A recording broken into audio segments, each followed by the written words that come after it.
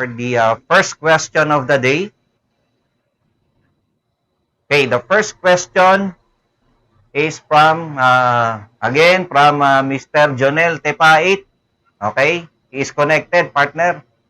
Okay, good day, Sir Jonel. Yes po, Can I good hear your afternoon po. voice? Good Okay. afternoon po. Yes, good afternoon. Good afternoon. So, I'll try to speak in English, so that our non-Filipino students can also understand what we are discussing, no? Because our objective is to help the students not only in the Philippines but all around the globe, no? Well, don't worry, from time to time I'll be speaking our language, no? So, wala naman pong problema. There's no problem about it. So, okay. So, let's go now to the first question of the day. So, you send this question. Electric DC generator have normally an overall efficiency of the order of blank. So, what is the approximate range of the overall efficiency of DC generator, no? So, we are referring to a DC generator. So, what is the overall efficiency? Okay? So, I'll have first a discussion about the efficiency, no? What is the basic formula for efficiency of any electrical system, okay, or any machinery? This is the general formula. So, we have here the power output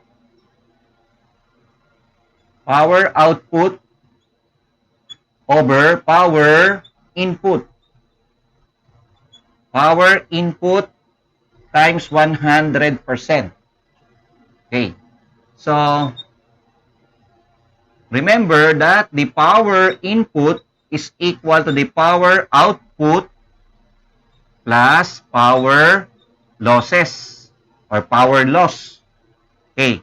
So, we have here power output over power output, okay, plus we have the power loss or power losses times 100%.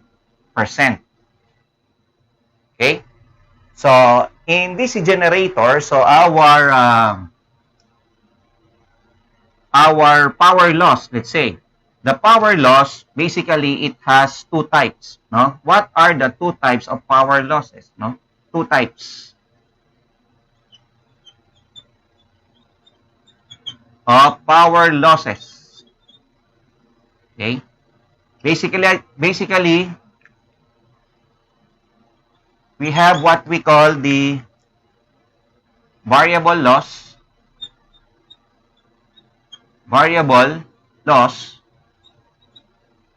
okay, and we have the constant loss.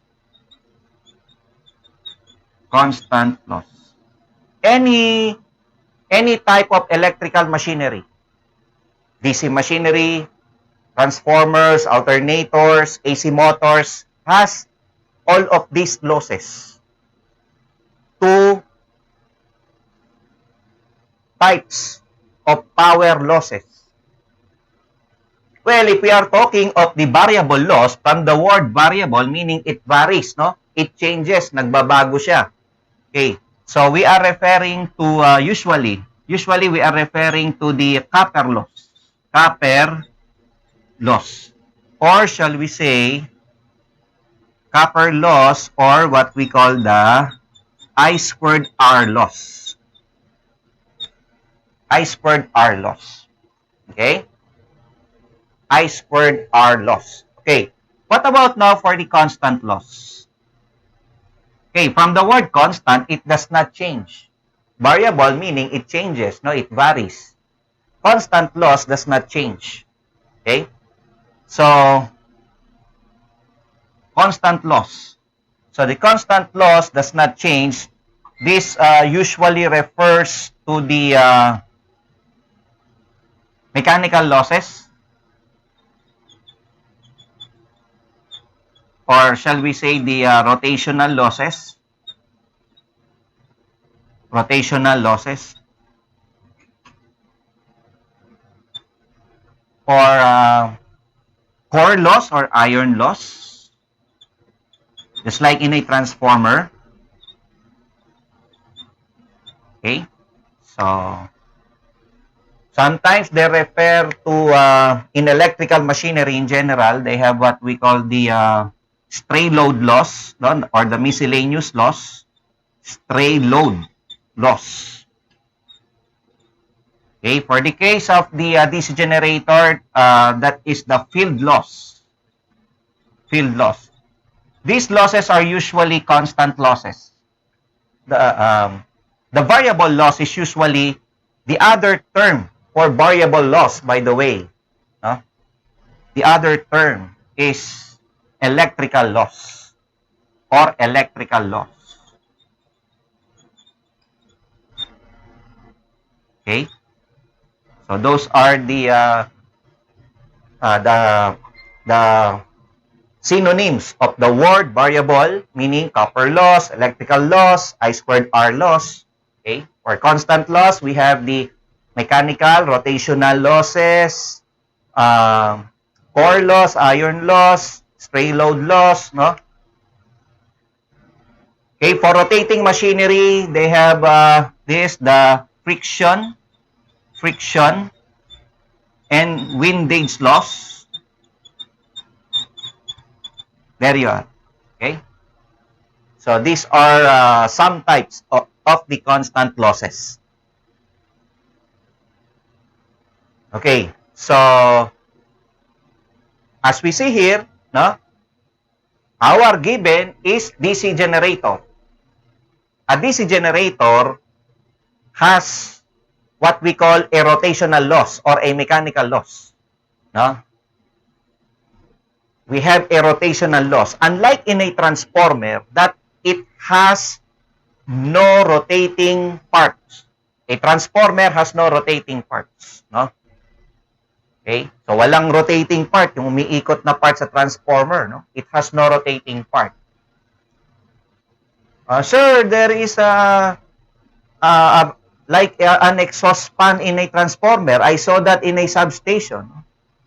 I saw a blade, then it acts as a cooler in the transformer coil, no? Well, these are miscellaneous part of a transformer. But basically, transformer has the core and the winding, no? These are the primary parts of a transformer, no? So, if you see the fans, okay, that makes the transformer cooler, no, in it, so that it will not become overheated, especially during overload condition, wherein this will create a higher temperature. Okay, so the more you load your machinery, or the more you overload the machinery, the higher the temperature it may have. Okay, so well, this is just a discussion about the efficiency. Okay. This is my answer. No, it's not my answer. Okay. This is the answer. There you are. That is the answer. Aware pang Junel. Okay? 85 to 95%, which is letter D. That is the answer. 85 to 95%. Letter D. Okay. Where did you get that, sir? I got it from Google. No? Of course, everybody is, if you are studying, you are getting from sources like books, video books, YouTube, Google, or maybe any other sources. Okay? So, well, I trust paring Google. Okay? Kumpare ko yan eh. No? Kumpare natin yan. Google ka ba? Sagot. Kasi nasa iyo na lahat eh. Okay. So, it is also found in electrical engineering book, actually. Okay. So this is the answer of from the internet. DC generator are very reliable with efficiency ratings of 85 to 95%.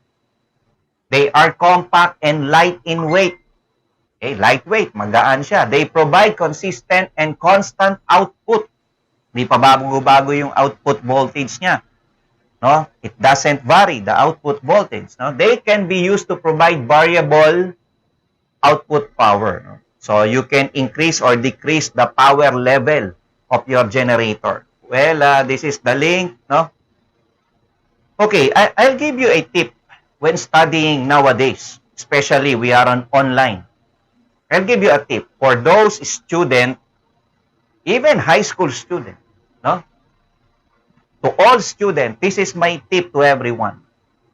If there is a question, no? Let's say your professor gave you a question like this, or assignment. All you have to do is to click. Just click here, subscribe. Just click it in a Google. But sometimes there are a little problem sometimes of constructing the question. Sometimes you cannot once you input, I mean the question, once you input the question, sometimes there's a problem. You know, I construct this question. When I construct this, if you type this literally, word per word, electric DC generator have normally an overall efficiency of the order of blank. No, never put the choices, of course. No. Once you input this in the Google, never put the choices. An overall efficiency of the order blank. And do not use blank to Google. Paring Google will not understand you. Okay? You may reconstruct this question. You know, when I reconstruct this question, then I click. Right away, he will give you this answer right away. I'm happy because paring Google will give you right away this answer. But how to rephrase these questions? How to rephrase this question? In DC, generator have normally an overall efficiency of the order. Well, you can say that, how is this? You can have it, what is the overall range? You may say that. What is the overall range, no, of efficiency of a DC generator? That's one thing. You have to rephrase sometimes. Because if you will type this, just copy-paste this question, sometimes there are some confusion. The Google will give you a lot of details there and you have to search. But if you want to get an exact answer from Google, you should give him also an exact question. What do I mean? You should give him a very specific question also. Tutumbukin mo na kagad. No? What is the overall efficiency range of a DC generator? That's one thing. No?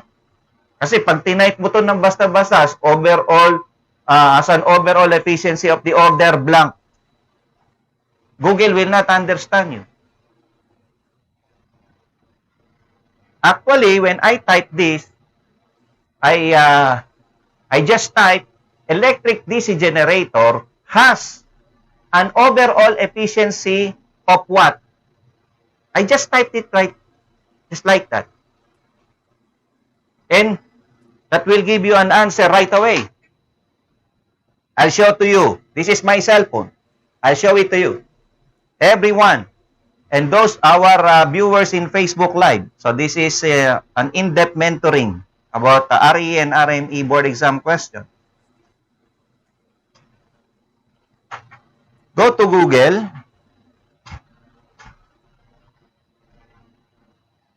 Okay, naka-Google na ba kayo? Dapat naka-internet kayo, no? Okay. I type, electric DC generator have overall efficiency range of what? Ganun ko siya ginawa, no? Yun ang eksaktong ginawa ko. No? Ulitin ko ha. I repeat. Hindi na nila ito mababasa. Ang mismo kong nilagay dito ay electric DC generator have overall efficiency range. Because this is a range, right? That is a range. 80 to 90, 75 to 85, 85 to 95. So, ang mismong tinype ko dito sa Google ay electric DC generator have overall efficiency range of what? Ayun. That's one thing. Well, you can also have what is the efficiency range? What is the overall efficiency range of DC generator? No? Pwede rin yun. That can be. Okay? You have it's an advantage. It's a big advantage if you are good in English. Okay? Junel? So, mataas ba grade mo sa English? What is your grade when you're studying in English? Subject? High school grad lang po. High school grad. 74 and a half? Joke lang. Okay. So, okay, Kajunel, so this is my answer to your question. This is not my answer nga pala, ulit. This is the Google's answer. Okay? Okay. That is also the answer from the books. I saw this also in books. Okay. This is your next question, okay?